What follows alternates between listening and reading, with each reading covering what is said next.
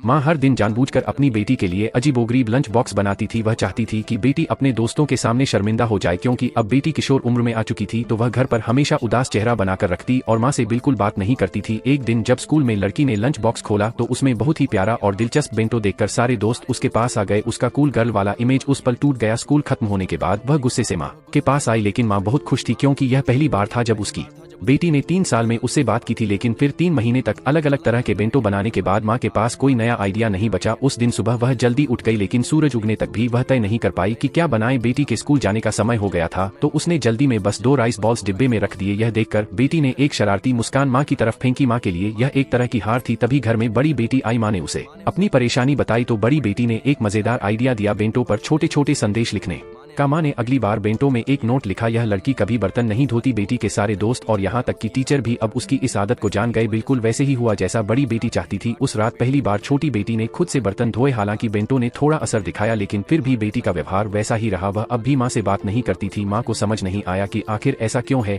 एक दिन उसने गलती से बेटी की डायरी पढ़ ली, तभी उसे सच्चाई का पता चला। उसके पति की सड़क हादसे में मौत के बाद छोटी बेटी को ज्यादातर समय बड़ी बेटी ने ही पाला था। माँ ने जाना कि उसने वाकई अपनी छोटी बेटी पर ज्यादा ध्यान नहीं दिया। इसके बाद माँ ने ठान लिया कि वह रोज बेंटो बनाती रहेगी ताकि बेटी के साथ अपने रिश्ते को ठीक कर सके। वक्त बीतता गया। बेटी अब ग्रेजुएशन करने वाली थी। उसे एक बड़ी कंपनी में इंटरव्यू देने जाना था और इस बात को वह माँ को बताना चाहती थी। तभी पता चला माँ को अचानक स्ट्रोक आ गया था। वह कई साल की थकान और मेहनत से बीमार हो गई थी। बेटी माँ की देखभाल करना चाहती थी, लेकिन माँ ने उसे समझाया, अपने सपने पूरे करो। ग्रेजुएशन से ठीक पहले माँ ने अपनी बेटी के लिए एक आखिरी बेंटो बनाने की कोशिश की। उसका शरीर कमजोर था, हाथ कांप रहे थे। सब्जियां काटने के लिए उसने दोनों हाथों से चाकू पकड़ा। नोट लिखने में उंगलियां दर्द कर रही थी तो वह बार बार हाथ बदलती रही। पूरी रात जागकर माँ ने वह आखिरी बेंटो पूरा किया। अगली सुबह बेटी ग्रेजुएशन सेरेमनी के लिए निकल गई। माँ ने बड़ी बेटी को वह भारी सा लंच बॉक्स दिया। बड़ी बेटी रास्ते भर शिकायत करती रही कि बेंटो बहुत भारी है। ग्रेजुएशन के बाद क्लासरूम में कई दोस्त फिर से इकट्ठा हुए। बेटी थोड़ी शर्मा लेकिन डिब्बा खोला। पहली परत में स्वादिष्ट और हेल्दी खाने के आइटम्स थे। सब दोस्त वाह वाह करने लगे, लेकिन जैसे ही उसने दूसरी परत खोली सब चुप हो गए। उसमें एक कमेंडेशन लेटर था जो खाने की चीजों से बनाया गया था। उस पत्र में लिखा था, मेरी प्यारी बेटी के लिए मैंने 3 साल तक तुम्हारे लिए बेंटो बनाई जो तुम्हें पसंद नहीं थे और तुमने 3 साल तक उन्हें खाया। इस धैर्य के लिए तुम सम्मान की हकदार हो। यह पढ़ते ही बेटी की आंखों से आंसू बहने लगे।